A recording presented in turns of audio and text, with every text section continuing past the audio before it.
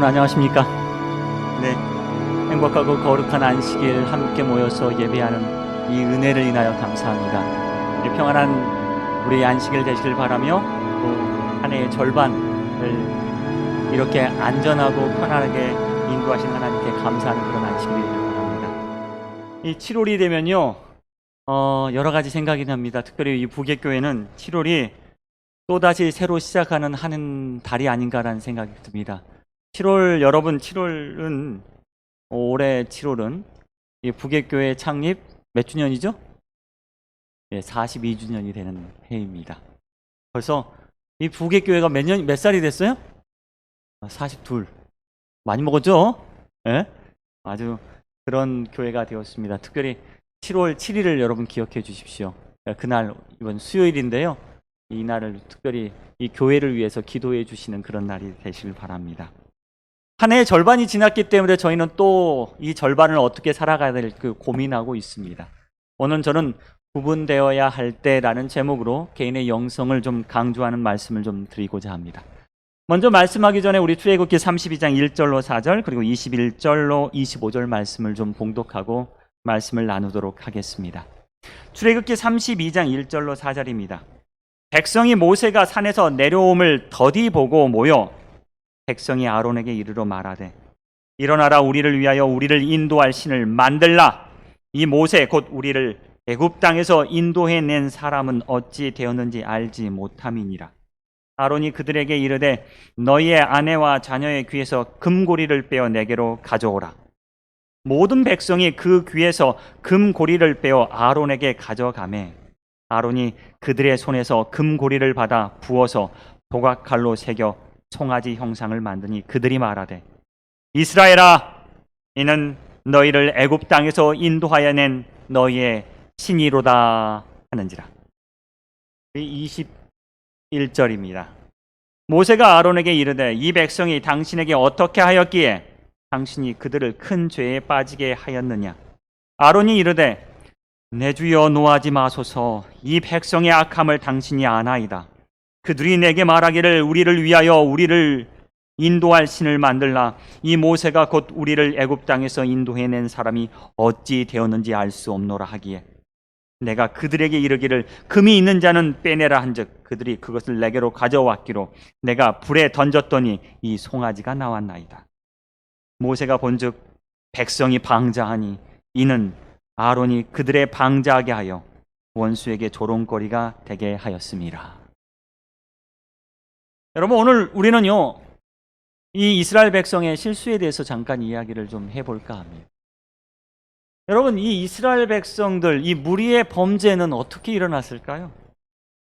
특별히 모세 형인 아론은 왜 이들의 범죄에 동참하게 되었을까요? 왜 그랬을까요? 아니, 이스라엘 백성들이 모세가 어디로 갔는지 어떻게 되었는지 모르니까 우리를 인도할 새로운 신을 만들어내라라고 하는 말도 안 되는 이 이야기에 모세의 형이자 이제 대제사장이 될 아론이 왜 함께 했을까요? 왜 그 일에 함께 했을까요? 그럼 아론이 안 돼, 기다려, 우리는 하나님을 믿는 백성이야 라고 할 수 있을 텐데 왜 이들은 이 이스라엘 백성의 말에 동조했을까요? 여러분 한번 생각해 보셨습니까?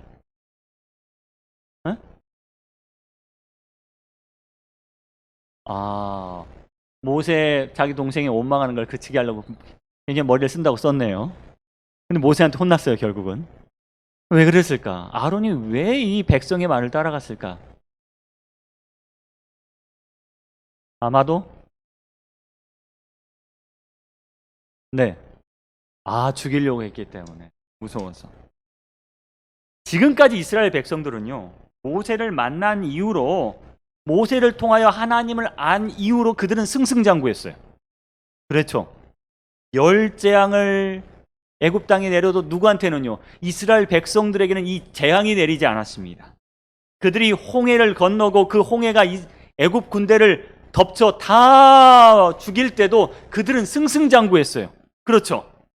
만나의 기적을 보면서 매일 내리는 하나님의 맛있는 음식을 먹으며 그는 승승장구했습니다. 물이 없으면 샘물의 기적을 통해서 물이 나왔어요. 그들이 만난 하나님은 능력의 하나님, 오신 하나님, 특별한 하나님이었습니다. 이스라엘 백성들이 이런 경험을 하니까 어때요? 마음이, 자신감이 생겨요, 안 생겨요? 굉장히 큰 자신감이 생겼을 거라고 저는 생각해요. 사실 이 기적은요, 모세 혼자 경험한 게 아니라 이스라엘 백성 모두가 모세와 함께 경험한 내용이었습니다. 이렇게 놀라운 경험을 한 사람들이 어떻게 송아지를 만들었을까요? 어떻게 금송아지를 만들었을까요? 더 이상한 것은 왜 아론은 거기에 동참하게 되었을까요? 왜 아론은 무리의 범죄에 굴복하게 되었을까요? 아론은 이렇게 모세에게 말했습니다. 우리를 위하여 우리를 인도할 신을 만들라. 이는 모세는 곧 우리를 애굽 땅에서 인도해낸 사람은 어찌 되었는지 알지 못함이니라. 아론은요, 우리라는 말에 굴복하기 시작합니다. 장로님께서 말씀하신 것처럼 여기에 무리가 한 무리가 있는데, 우리가 우리를 위하여 우리 의견은 이렇습니다. 뭐가 이기는 거예요, 여러분? 다수결이 이기는 거야. 다수결이. 지금 이스라엘 백성들이 원하는 건 뭐예요? 눈에 보이는 하나님을 원하는 거예요. 모세가 사라지니까 눈에 보이는 어떠한 하나님이 자기들 앞에 있었으면 좋겠어. 그래서 우리라는 이야기를 이야기합니다. 이것이 우리의 의견입니다. 여러분, 집단사고라는 이 용어를 한번 들어보셨습니까? 집단사고 혹은 집단오류라고도 합니다. 이 심리학에서 나오는 용어인데요.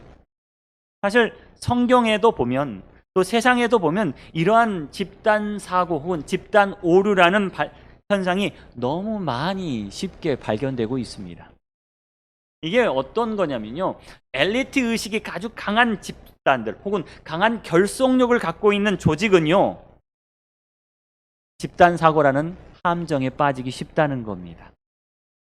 그래서 어떤 사람은 이 집단사고가 원래 사고가 생각하다라는 건데, 아니, 집단이 사고를 일으켰다, 그래서 집단사고라고 하기도 합니다. 지금 이스라엘 백성이 뭘 일으켰어요? 폭동, 집단사고를 일으킨 거예요. 지금 모든 이스라엘 백성들의 의견은 뭐야? 의견은 뭐예요? 금송아지를 만들라는. 금송아지를 만들어. 이게 모든 사람들이 그렇게 동조하고 있어요.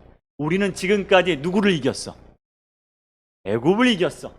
그리고 기적을 만들었어. 그러니까 우리 이제는 또 다른 우리가 되기 위해서는, 새로운 미래로 나가기 위해서는 뭐가 필요해요? 새로운 하나님이 필요하다는 거예요.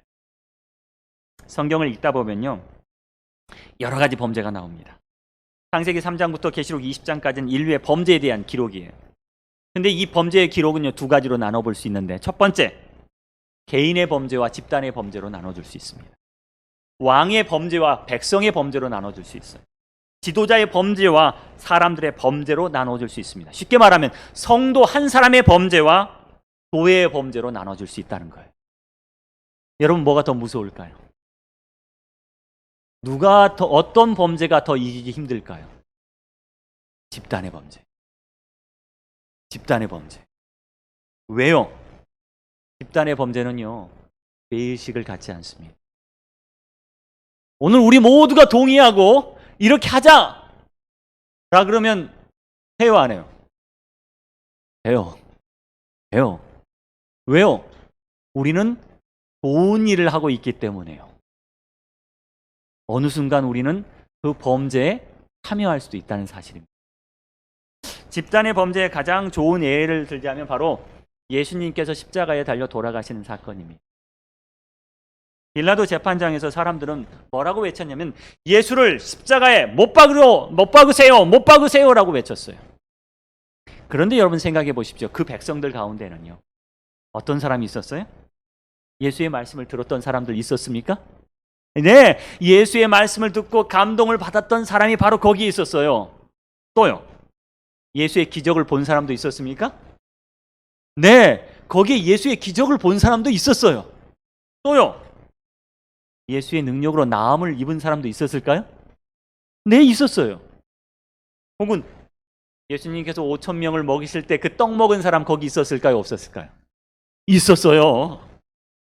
예수님의 제자들도 있었을 거고, 예수님께 대해 호의적인 사람도 있었을 거고, 예수님께서 예루살렘 성을 입성하실 때 호산나 다윗의 자손이여 우리를 구원하소서라고 외쳤던 사람들이 거기에 있었는데, 그 사람들이 입이 변하여 뭐라고 외쳐요? 저자를 십자가에 못 박으소서, 못 박으소서.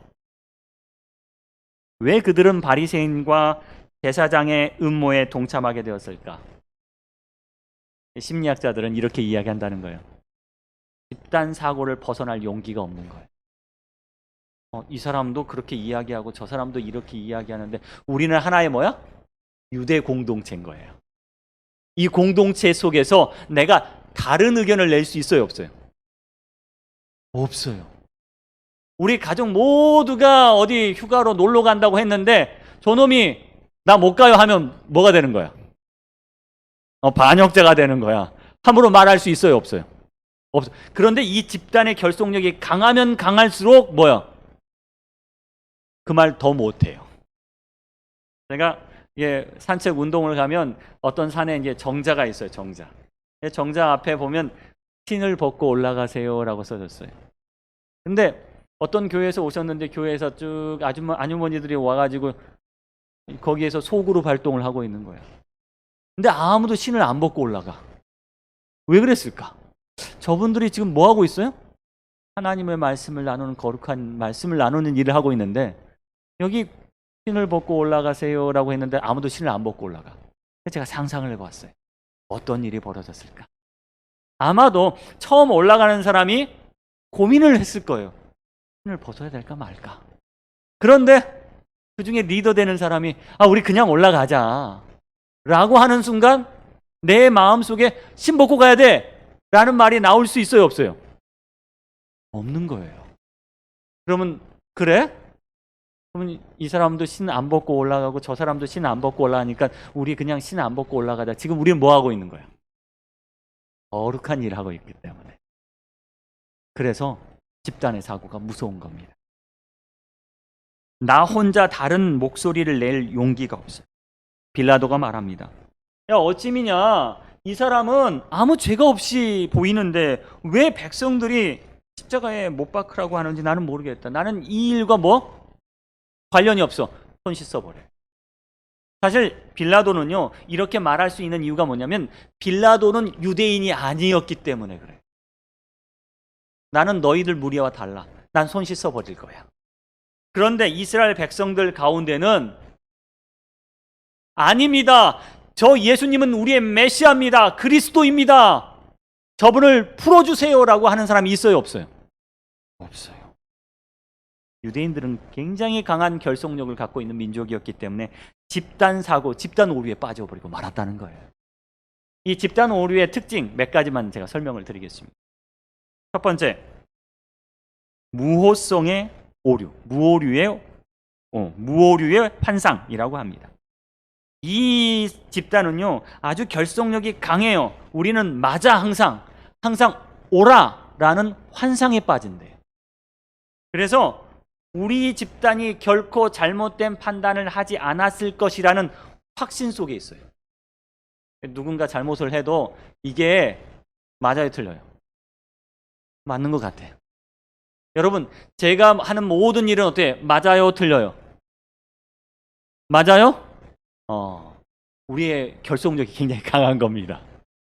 그런데 우리의 결속력이 약하고 맨날 목사님 뒷담화하면 목사님이 하는 모든 일이 어떻게 보여요?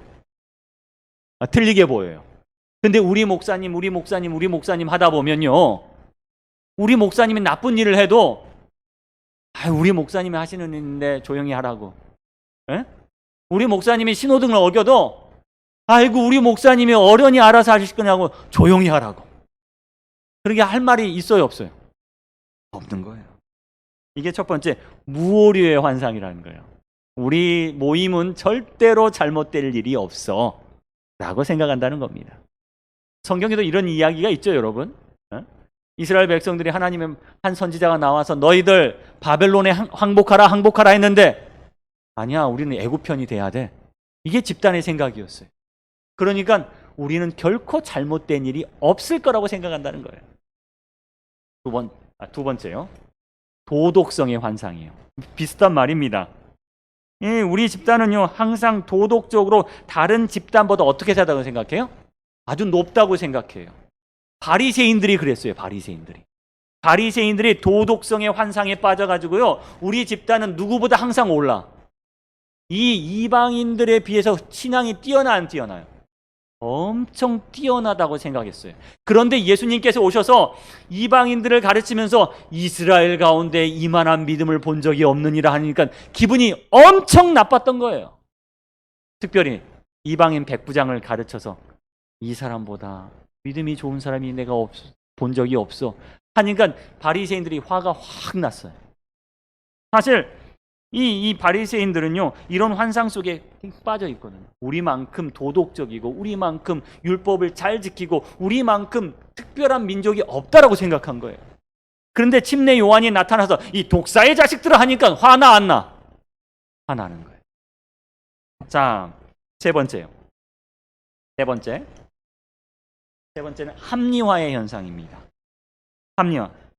자, 우리 집단의 의견이 잘못되었을 수 있다는 증거나 징조를 딱 드러나요. 그러면 구성원들이 그걸 어떻게 해요? 무시해 버린다는 거예요. 아, 우리 집단이 분명히 잘못했어. 근데 이미 늦었어. 이스라엘 백성들은요, 이런 오류에 종종 빠져 있었어요. 그래서 싸움에서 거의 질 싸움임에도 불구하고 나가는 거야. 그럴 일은 없다고 생각하고. 이스라엘 백성들이 이방인들과 싸워요. 근데 하나님께서 우리 편이시니까 우리는 항상 이겨야 되는 거야. 그런데 아무리 봐도 우리가 하나님 말씀을 잘 안 들었어. 이번에 질 것 같아. 그게 분명해. 하지만 그것을 무시해 버리는 거야. 자, 아마 유대인들은요, 지금까지 그런 사실을 무시하고 있었을 거라고 생각합니다. 유대인들이 예수님을 십자가에 못 박았어요. 근데 유대인들이 십자가에 예수님께 못 박고 나서 주님은 어떻게 하셨어요? 부활하셨어요. 근데 지금 이때까지 유대인들은 그걸 믿어요, 안 믿어요? 안 믿고 뭐예요? 부인하는 거예요. 예수님께서 부활하셨다는 그 사실 자체를 부인해버려요. 없는 걸로 여겨요. 왜요? 자신들이 실수한 것을 뭐하기 위해서? 감추기 위해서요. 이게 합리화의 현상입니다. 자, 네 번째는 자체 규제예요. 자, 집단의 뜻과 다른 의견을 스스로 내지 않는 현상을 말한다라고 이야기하는데, 십자가에 달려 돌아가신 예수님을 보고 사람들 우리가 잘못했네, 우리가 잘못했어, 저분이 진짜 메시아였어 라고 하지 않아요. 누가 그런 이야기를 하면 어때요? 눌러버려요. 아마 바리새인들 가운데 그런 생각을 했던 사람이 있었을 겁니다. 정말 저분이 예수님 십자가에 달려 돌아가신 우리의 메시아였구나라고 생각하는 사람이 있었는데도 불구하고 입 밖으로 그걸 말해요, 안 해요? 안 해요. 딱 말한 사람이 한 사람 있었어요. 누구냐면 니고데모, 또 말고요, 백부장. 이 십자가 현장에 있었던 백부장만이 저분이 진짜 주님이구나 라고 고백해요. 왜? 이 백부장은 유대인이 아니었거든요. 근데 유대인은 그 말을 할 수 있어요, 없어요? 못해요. 니고데모도 사실 공개적으로 말하기를 두려워했어요.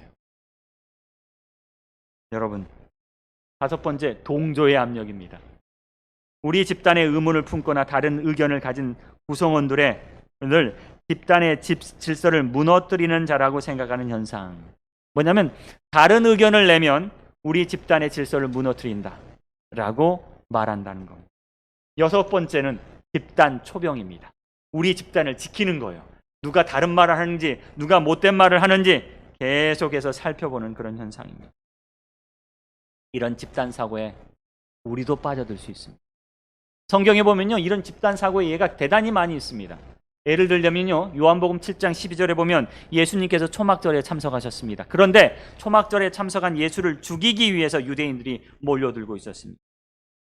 성경에는 유대인들이 예수를 죽이기로 작정했다고 기록되어 있습니다. 그런데 백성들 사이에는 예수에 대한 평가가 어때요? 좋아요. 어떤 사람은 예수님이 정말 좋은 사람이라고 이야기하고, 어떤 사람은 예수님이 무리를 미혹한다라고 이야기하는데, 공통적으로 이 사람들이 누구를 두려워해요? 같은 민족인 유대인을 두려워함으로 입 밖으로 그걸 내는 사람이 없는 거예요. 말 못해요 해요. 말 못하는 거예요. 그리고 48절 보니까요, 이렇게 이야기합니다. 이봐 당국자들이나 바리새인 중에 그를 믿는 자가 있느냐? 라고 이야기해요. 야, 우리 집단 중에 예수 믿는 사람 있어? 특별히 이 집단의 아주 리더 가운데, 지도자 가운데 예수 믿는 사람이 있어? 라고 했더니 다른 사람이 입이 모여 할 말이 없어요. 또 이런 이야기도 합니다. 너도 갈릴리에서 왔냐? 너가 만약에 우리 집단의 질서를 깨트리면 너를 뭐 해버리겠다? 왕따시키겠다는 이야기. 이러한 현상은요, 성경뿐만 아니라 역사 속에서도 등장하고 있어요. 역사적으로 독일의 나치들이요, 수많은 유대인들을 죽였어요. 그런데 그 독일 사람들 중에는 정말 양심을 가진 사람이 있었을까요? 없었을까요? 있었을 거예요. 그런데 거기에 대해서 말을 해요, 못해요? 못하는 거야. 왜요? 모두 다 집단의 환상성에 빠져 있기 때문에. 이렇게 하는 게 옳다라고 생각하기 때문에 그렇습니다. 2차 세계대전 일본의 제국주의도 마찬가지입니다. 수많은 범죄와 악행을 저질렀어요. 그런데 자신의 민족에 대해서 뭐 하지 못해요? 그렇게 이야기하지 못해요. 자신들의 일왕을 욕하지 못하고 하는 겁니다. 중화민족주의도 마찬가지입니다. 유대주의도 마찬가지입니다. 모두 다 이 집단의 오류에 빠져서 우리 집단이 하는 것은 옳다, 우리 민족이 하는 것은 옳다, 우리가 생각하는 것은 옳다라고 빠지게 된다면요, 세상은 어떻게 될까요? 세상은 어떻게 될까요? 여러분, 왜 우리는 집단에서 바보가 되어가는가? 여러분, 이 책의 이 제목이 저는 와닿았어요. 여러분, 집단에서 바보가 될 수 있어요. 어쩌면 여러분이 재림교회에서도 바보가 될 수 있어요. 왜? 그냥 따라가면 되겠지, 그냥 믿으면 되겠지, 목사님이 하는 말씀 모두 옳을 거야 라고 따라오신다면요, 어쩌면 오늘 우리도 바보가 되어버릴 수 있습니다. 저는 여러분이 개인적으로 하나님과 끈끈한 관계를 맺기를 간절히 바랍니다. 오늘 성령의 음성을요, 여러분이 개인이 듣기를 간절히 바랍니다. 이 집단의 음성이 아니라 성령의 음성으로 여러분 하나의 교회가 되기를 간절히 바랍니다. 요새 대한민국을 보면요, 보수와 진보가 나눠져 있습니다. 보수와 진보가 서로 두 집단 간에 갇혀서 서로 싸우고 있는 모습을 보고 있습니다. 보수는요, 진보를 욕하고 진보는 보수를 욕해요. 그런데 진보에서 좀 잘못된 일이 나오면 보수는 막 열을 내지만 진보는 어때요? 그럴 수도 있지 라고 이야기해요. 그랬던 진보가 보수에서 그런 잘못이 나오면 어때요? 용납하지 못합니다. 내로남불이죠. 내로남불. 내가 하면 로맨스고 남이 하면 불륜이고. 집단의 생각 속에 갇혀서요, 개인의 생각을 말살시켜버립니다. 집단 속에서 속한 사람들은 이 집단의 잘못을 보지 못하고 합리화하고 다른 집단의 잘못만 크게 봅니다. 여러분, 기독교는 그런 게 아닙니다. 한 선교사가 아프리카에 갔습니다. 아프리카의 한 부족 왕을 만났어요. 이 부족장을 딱 만났습니다. 그는 자신을 소개하면서 하나님의 말씀을 이 부족장에게 가르치기 시작했습니다. 하나님의 말씀을 믿고 우리 침례를 받으십시오. 이 부족의 왕이 굉장히 깊은 감동을 받았어요. 깊은 감동을 받고, 내가 침례를 받아야겠다라고 결심하면서 이 선교사에게 이렇게 말했대요. 내가 한마디만 하면 우리 백성들, 우리 부족의 모든 사람들이 다 침례를 받을 거라고. 내가 한마디만 하면. 제가 그런 사람 만났으면 정말 행복했을 것 같은데. 그렇죠? 그런데 이 선교사는 그렇게 말했대요. 아니요, 그 친절에는 너무 감사드리지만 주님께서는 그렇게 일하지 않으십니다. 주님께서는요, 개개인의 회개와 개개인의 거듭남을 바라시는 거예요. 한 사람 한 사람이 주의 말씀 안에서 뭐 받고 깨우침을 받고 감동받고 회개하는 게 바로 주님께서 일하시는 방법입니다 라고 이야기를 해요. 저 같은 사람은 야 하나 건졌네 했을 텐데 이 선교사는요 제대로 알고 있어요. 우리는 개별적으로 태어났고 개별적으로 거듭나야 합니다.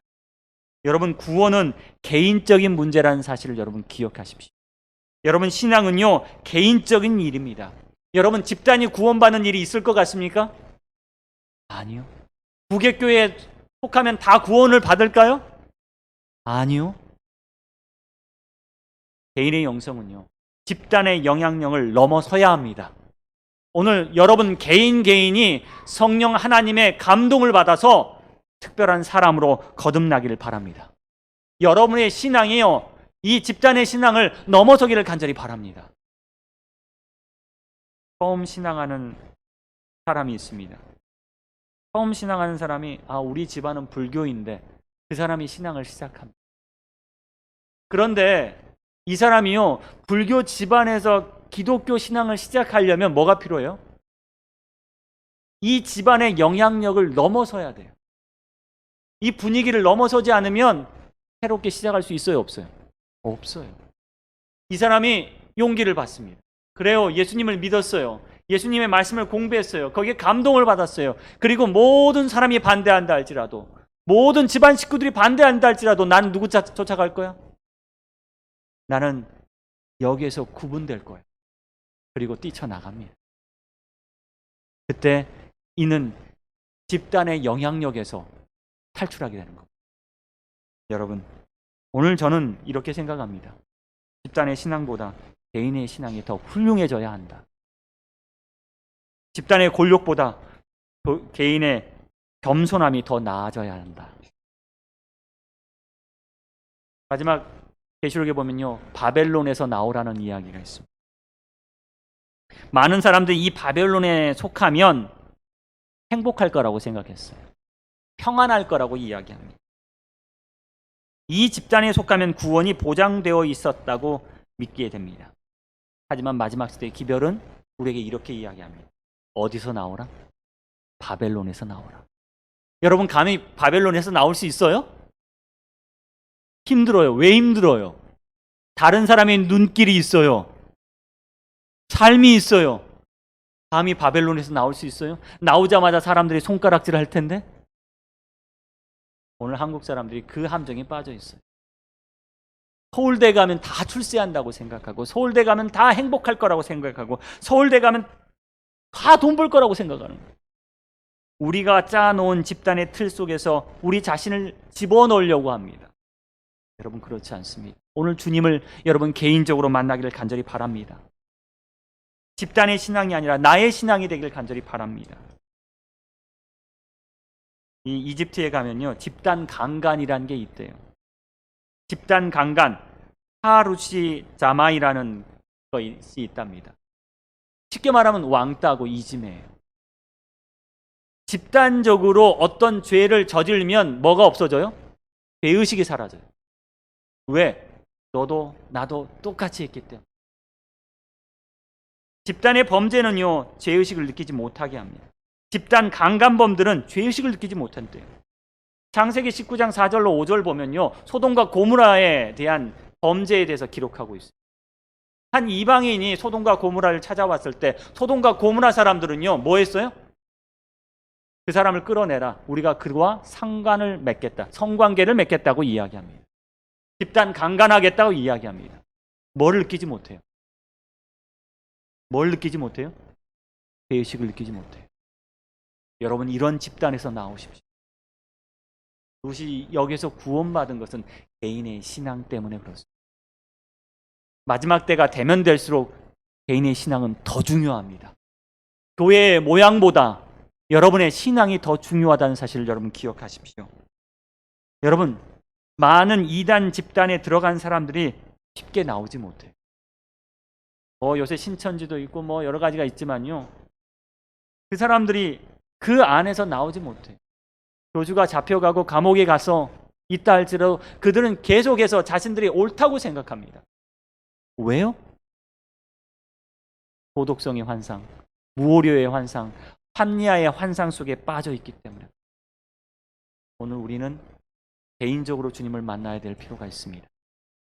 좁은 길로 들어가라. 멸망으로 인도하는 문은 크고 그 길이 넓어 그 길로 들어가는 자는 많고 생명으로 인도하는 문은 좁고 길이 협착하여 찾는 자가 적음이라. 여러분, 적은 길로 가는 것 두려워하지 마시고 오늘 주님께서 인도하는 길로 가시길 간절히 바랍니다. 제가 중국에서 새벽마다 장을 보러 갔어요. 장을 보러 가면 중국에서는요, 근 단위로 많은 이렇게 음식을 팝니다. 근 단위로. 한 근 주세요. 2근 주세요. 근데 수박은요, 근 단위로 좀 계산하기 좀 그래요. 근데 체리는 어때요? 근 주세요. 그럼 근으로 이렇게 담아줘. 근데 체리를 보는데 어느 순간 그 주인이 딱 담아서 딱 올렸는데 한 체리가 또 두글두글 떨어져 이제 나간 거예요. 제가 생각 너는 구원 못 받았네. 너는 구원 못 받았네. 그런데 뭐 들어오는 게는 구원 받은 거예요. 어떻게 보면 도매금으로 이게 치부되는 것 같다는 생각이 들어요. 수박은 어때요? 이거 주세요. 딱 꼽았어요. 이거 딱 줘요. 우리가 부객교회는 구원받아. 그게 아닙니다. 오늘 우리에게 개인의 영성을 높이기 위해서 그리스도를 더 가까이 할 필요가 있다는 사실입니다. 주님의 손이 이 부객교회를 들어 올리는 게 아니라 여러분을 인도하고 계십니다. 누가복음 17장에는요 10명의 나병 환자가 나왔습니다. 10명의 나병 환자가 예수를 만나게 되고 예수님 우리를 불쌍히 여기소서 외쳤습니다. 그리고 예수님은 10명의 나병 환자를 다 낫게 하셨습니다. 그런데 자기가 깨끗하게 됨을 보고 그 중에 몇 사람이요? 한 사람이 누구에게 돌아갑니까? 예수님께 돌아갑니다. 10명이 다 나았다는 것을 누가 확인했냐면 서로 확인을 했을 거예요. 너 나았네? 그래, 나 나았어. 너도 나았네? 그래, 우리 모두가 나았다! 기뻐했을 겁니다. 그런데 이 10명이 뭐라고 이야기했을까요? 자, 이제 우리 어디 가자? 제사장한테 가자. 우리는 집에 가자. 라고 했을 거예요. 누구 이야기가 안 나와? 우리를 낫게 하셨던 그분 이야기가 안 나오고 있었어요. 그런데 여기 한 사마리아인이 있어요. 다 낫고 나니까 유대인들은 유대인들끼리 똘똘 뭉쳐 있었어요. 그런데 사마리아인은 혼자였습니다. 사마리아인이 이렇게 말했을 겁니다. 우리 가서 누구 보러 가자? 우리를 낫게 하신 예수님 보러 가자. 라고 했을 때 이 집단의 무리들은 그걸 거절합니다. 아니, 더 급한 일이 있어. 더 중요한 일이 있어. 우리 이거 먼저 하는 게 맞아. 그래서 딱 한 사람, 10명 중에 딱 한 사람이 주님께 돌아와 주님께 영광을 돌려요. 바로 이 개인의 믿음이 주님께서는 아름답다 하셨습니다. 여러분, 그냥 다른 사람 따라가는 교인 말고 예수님 따라가는 교인이 되기를 바랍니다. 여러분, 사람을 따라하지 말고 예수를 따라가는 교인이 되기를 바랍니다. 계시록 14장 4절에 이 사람들은 여자와 더불어 더럽히지 아니하고 순결한 자라. 어린 양이 어디로 인도하든지 따라가며 사람 가운데 속량함을 받아 처음 익은 열매로 하나님과 어린 양에게 속한 자들이니라는 구절이 있습니다.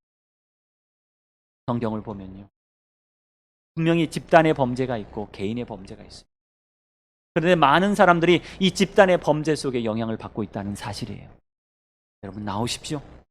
그리고 여러분 개인적으로 여러분의 영성이 하나님을 향하기를 간절히 바랍니다. 그리고 성령을 구하길 바랍니다. 그래서 여러분들이 세우는 부객교회가 되기를 간절히 바랍니다. 우리 42조를 맞이하면서 이 교회가 집단으로 몰려다니는 교회가 아니라 거룩한 하나님의 어린 양을 따라가는 하나님의 백성들이 세우는 거룩한 교회가 되기를 간절히 바랍니다. 여러분의 영향력이 이 교회를 세우게 되는, 이 부객교회를 만드는 거룩한 역사가 있기를 간절히 바라며 오늘 말씀을 마치도록 하겠습니다.